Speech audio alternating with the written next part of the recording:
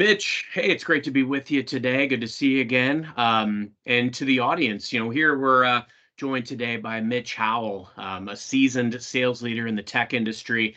Very exciting industry to be in right now. He has a very long and successful track record in helping executives and organizations transform their business to gain market share. He's also involved in a lot of philanthropic efforts, has a couple of nonprofits, and is a business owner. A lot of synergies. And so we recently struck up a conversation about what it's like to be in sales right now, especially with the rise of artificial intelligence and how technology is empowering us in ways that we've never faced before. How do we anchor on the customer relationship? First off, Mitch, thanks for joining me today. How are you? Carson, I'm doing excellent. Thank you very much, and great talking with you again. Really looking Yeah, forward to a discussion.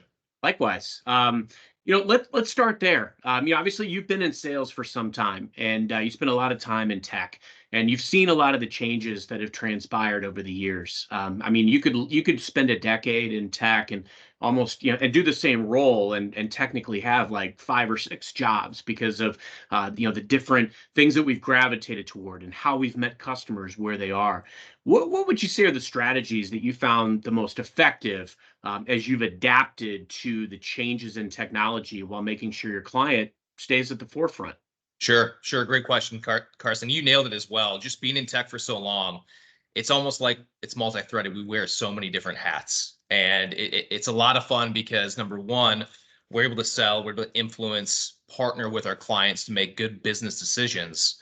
But in parallel, really understand the advancements in technology that are really going to move everything forward now and into the future. And that's a very exciting thing to be a part of on both sides. From a strategic perspective, I think I want to really drill down on this. It's very important with all the advancements being made around us, with the creation of AI and really the capabilities of AI, we really still have to understand and drive into what is important from a person to person standpoint and how those decisions as to leaders within their organizations are leveraging tech to drive the business forward. If we don't understand the business drivers, we're just talking about cool things. You said a couple of really important things there, person to person and understanding the business. And I think that's the key element. Right now, buyers are more informed than ever because there's so much data at their fingertips. They're Right. going to educate themselves as far as they can in the process, but they still need you. I know I've talked to a lot of sellers that are like, "Hey, AI is going to, automate so much stuff and take my job." Well, if you're a great seller and you go out of your way to earn the right to be a trusted advisor and you arm and inform yourself, you can flip that the other way. Data can also be used right now to inform you in ways that it never has before.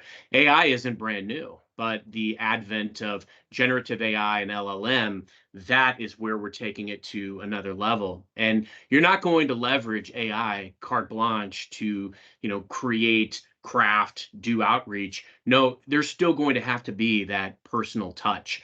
And Mitch, I'd love to hear some of your key learnings. What have you tried? What's worked? What hasn't? How do you prioritize, as you kind of find that perfect balance between cutting edge technology and then maintaining focus on understanding your buyer's needs? Certainly. So I want to go back to a few key things that you just said a moment ago, Carson. It's interesting. I had a conversation at dinner the other week with a gentleman completely outside of my industry.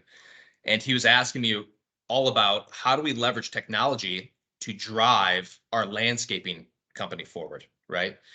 And one of the things that I told him is I'm doing more traveling out of my home office visiting customers than I did in 2023, 2022, 2021.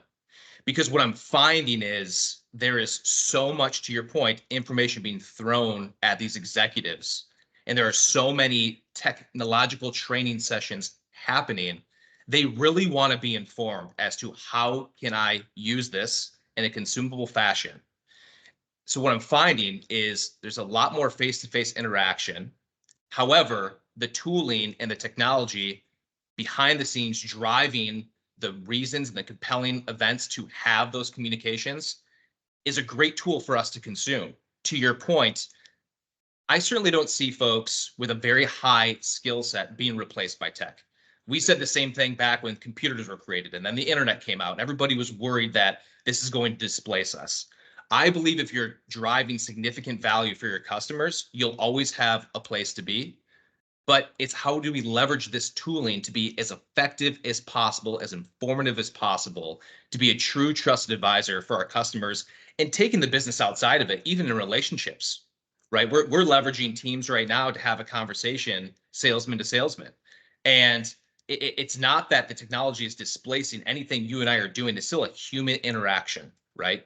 So the real conversations still need to be taking place. However, if we can leverage the tooling to be able to drive the reasoning behind the interactions, I think we're at a significant advantage. And so I'm going to tie that all the way back to the latter component that you asked, and that's how are we developing strategies within the tooling and the AI that's available for us. I think it's, for example, within our tech business, we leverage a tool named Gong. And Gong is able to capture meeting notes in a very sequential, organized format that's able to drive directly into our CRM and create action items automated for our sales folks to be as effective as possible for the next meeting, to understand when it's appropriate to talk budget, when it's important to bring in certain senior engineers into the conversation versus just having a business conversation. So those are the types of things we're implementing from a strategic perspective to effectively drive our sales organization forward and make them as influential and as trusting as possible. Mitch, so much goodness. First off, look, audience, think bigger than you're thinking today. Some of the stuff that Mitch said, think about what does the tech enable you to do that you've never done before. Like for instance, Mitch and I are talking right now in a medium. There's no geographical boundary to what you can do. I find it fascinating as well that not only can I have have a sales discovery conversation, a consultation with a customer, virtually, but I can also add resources in real time. I can message other people in real time while I'm having that conversation. I can have those notes captured. God gave me a few gifts. One of them being I can type fast, but I don't have to anymore because my notes can be captured and I can pay full attention to my client. That's empowering. Second, there's a use case everywhere. What I loved about your conversation, Mitch, at dinner is every organization is thinking about this right now. I'm talking to nonprofit executives every day, and all of them are thinking about how do we take the data that we have to do better, do more, save money, meet our communities in a better way than we're doing it today.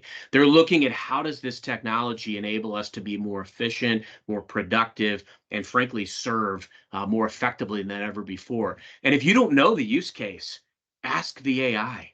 What's amazing is, all the things that you can do with AI. I mean, I have AI create bedtime stories for my 7-year-old that puts her to sleep because at the end of the day, I'm fried. I can't come up with a story out of the creative side of my brain, but AI can.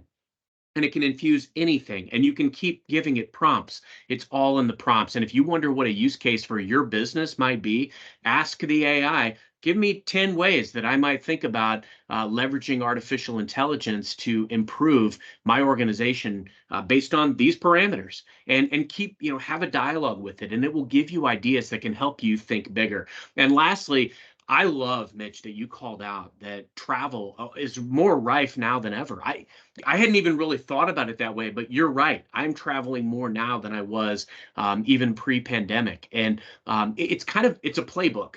I'm doing a lot of things, and I'm trying to find this perfect balance of very focused outreach to specific people, specific titles, specific lines of business, specific organizations. But I'm also doing a lot from a scale perspective. My team supports hundreds of organizations. How can we create these value adds where we can show up, be present, stay top of mind, passively educate? You got to go out and you got to get the executive meeting. You got to show up with value. You've got to ask for permission to almost get into those other lines of business, but also see each other face to face, and then also continue to nurture and invest in those relationships. And if you do that, you as a salesperson will be absolutely unstoppable because you will put the relationship at the forefront. You'll be using the tech effectively. Now, Mitch, I I'd think love to. Oh, go ahead. just Yeah, thank you, Carson. And you nailed it. And one thing I want to call out specifically, right? We talk about sales, we talk about salesmen. And a core differentiator, I think, that really drives a salesman and elevates them forward in their specific craft is when I sit down with a CIO or a CTO or a CEO or a CFO, it's peer to peer. I might be in sales, but it's the value I'm bringing to them as an individual and to them as an individual to uplift and elevate their organization. I think one thing that sales folks fall into is deflecting and giving too much reign to their sales support team. If we understand the core characteristics of what the customer's looking for, what the technology it is, the tooling that we're using to solve that specific use case, and the people that are required to deploy it and make the client successful, we now can delegate and organize, and it's a game of chess, but we're the ones driving, we're the ones playing the chess game, right? We're not asking others to do it for us. And if we're able to put ourselves in that mindset and in that seat, we're going to gain so much more clientele and legitimate prospects to drive our business forward.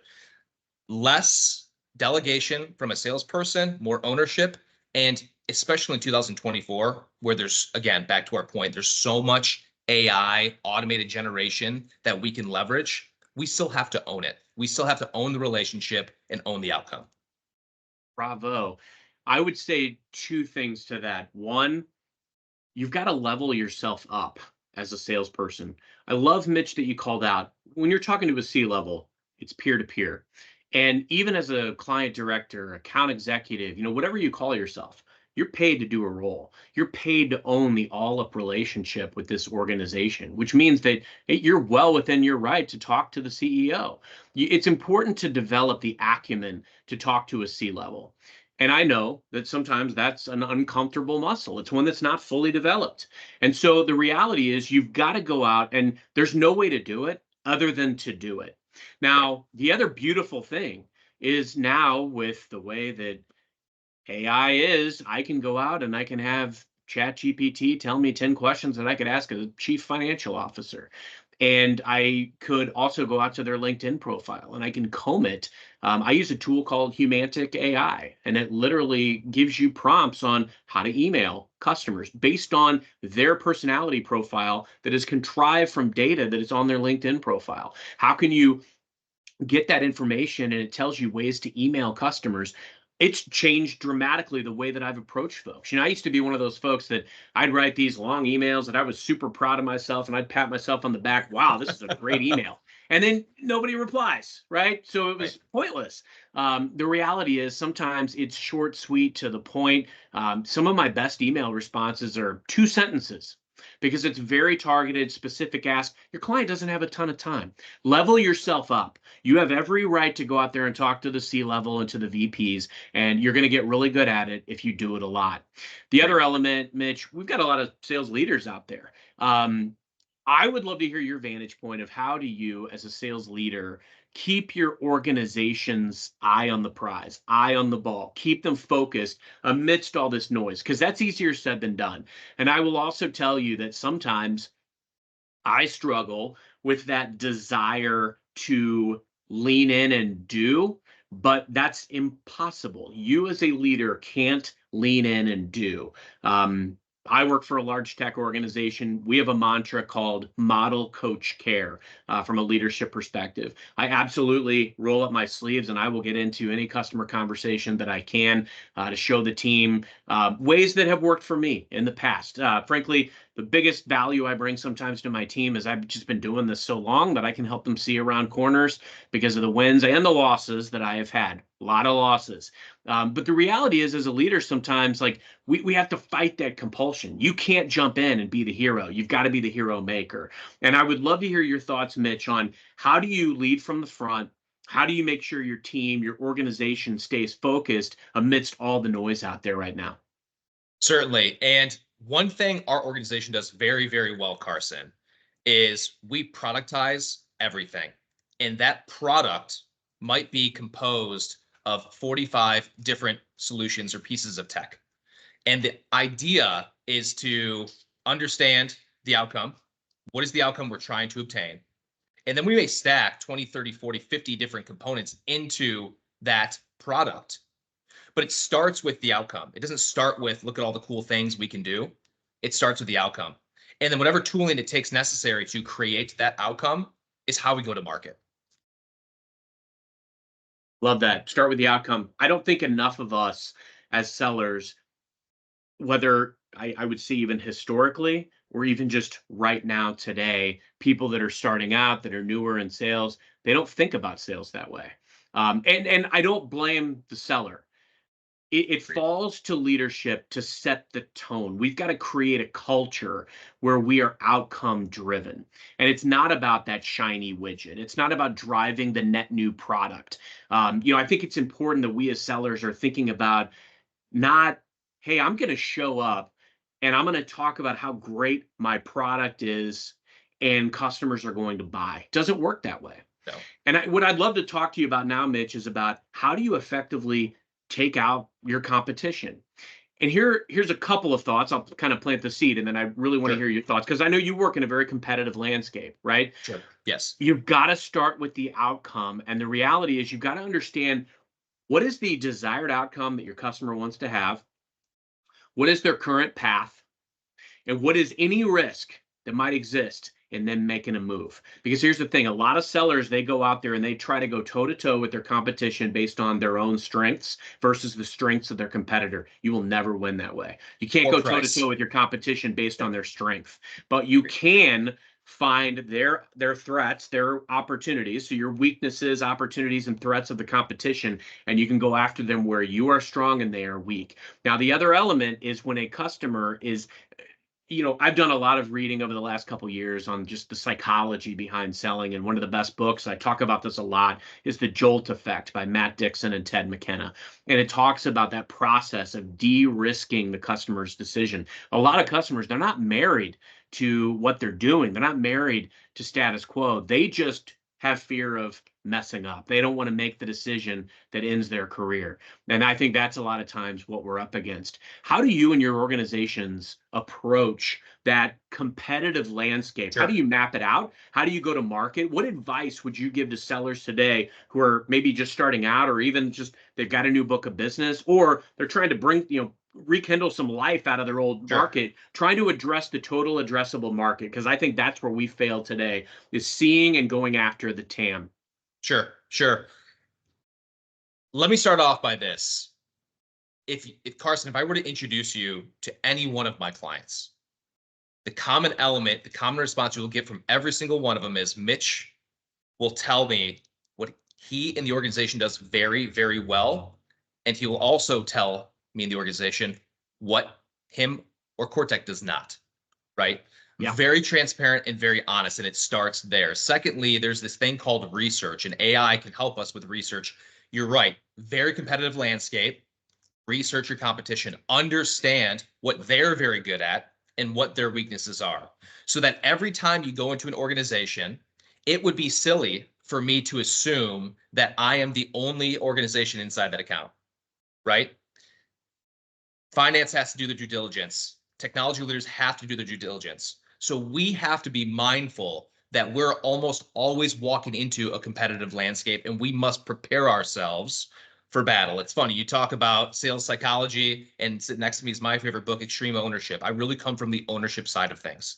And as long as we can prepare ourselves and we can understand what our organization does very, very well, there is nothing that should stop us from being able to share that, articulate that, and be passionate about it to the organizations we're selling into. It starts there. How many times have you had somebody walk to your home or your office, Carson, and they want to sell you something, and you can just tell they don't necessarily understand what the value is that they're bringing to you. They might have a widget, they might have a cool pencil, but they don't really know what you're going to do with that pencil or the widget, right? It's understanding what I'm bringing to the table, how well it's going to elevate the customer or the organization, and then how our organization as an entity as a whole can support that moving forward. And as long as we believe in it, and as long as we firmly focus on the things we're very good at, we're always going to win. Now, one other mistake I believe sellers make is they present price, or they focus on selling on price versus value. Back to the point, competitive landscape, Every account I walk into, we're competing. Rarely do we talk about price until we're very down the negotiation line. And there's a reason for that, because if we're selling ourselves on being less expensive or equal to, there's no value there. There really is not. And so we really have to inform our customers as to the value we as sellers, we as technology leaders, we as thought leaders are bringing to them. Costs are set for a reason. And I think sometimes we go out there and we just feel like we're going to immediately drop the cost. Yeah. Don't show up willing to do that. Explain why the cost is the cost, build the value story around it. Great sellers are great storytellers. And to be able to, paint that picture of this is the outcome, this is how this is ultimately going to solve for what matters to you. And I understand your risk. Like, a lot of times sellers too, they avoid the uncomfortable topics. Like, when the customer's calling and they're upset because something doesn't work, like, they feel uncomfortable. You got to sit in the pain with the customer. You do. That's what earns relationships. And same goes with having tough conversations. The cost is set this way because of cost of goods sold. If I have any margins whatsoever, I'll explore, but I'm not going to make you any promises. I'll review and I'll get back to you quickly. And I think as leaders, a lot of times we've got to set that expectation as well. I want to go back to something you said, Mitch, because I think what's super important, when I message clients, and again, I love the fact, I mean, we're talking a lot about AI, but I feel like any seller that's not leveraging tech today is just going to fall behind. I am an average, like, Midwest United States guy. There's no reason why I should have found the success that I did, but I always studied the playing field. I've been a student of selling. I've understood all the tools at my disposal. I've understood every variable that I had control over. And when I had control, I maximized that. I focused on the quality of messaging that I was sending out to my customers. I would take a counterintuitive approach. The reasons that they wouldn't talk to me, I would actually flip that on its head and I would infuse that into my outreach. Furthermore, I would comb their website. And now you can push their entire website, their about me, into ChatGPT and have it write you an email. Short, sweet, to the point, but something that is actually going to matter to them in order to get that meeting. Same thing with their LinkedIn. You can see that on their LinkedIn. You know how to do your outreach. But the other thing too is make bold asks. When a customer's with a competition, a lot of people will just shy away. Oh, we're happy, we're doing this and that. Okay, that's great. Can you put me in touch with the person that would care that I'm willing to not only buy what you're doing with the competition today, but I see a path where we could do X. We could have this outcome that I know you care about. Those are the types of conversations that I want to have. And on the flip side, a lot of the selling we do is internal. I've got to understand my client well enough so that I can go back into my own organization and say, this is what I need and this is why.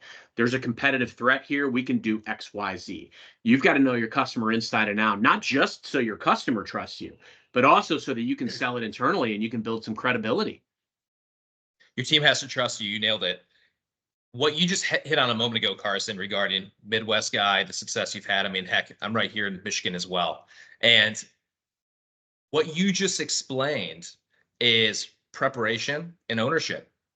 You use AI as a tool to hone your craft, but it is not a replacement for the work that you have to put in to be properly prepared, properly own, and then build a relationship.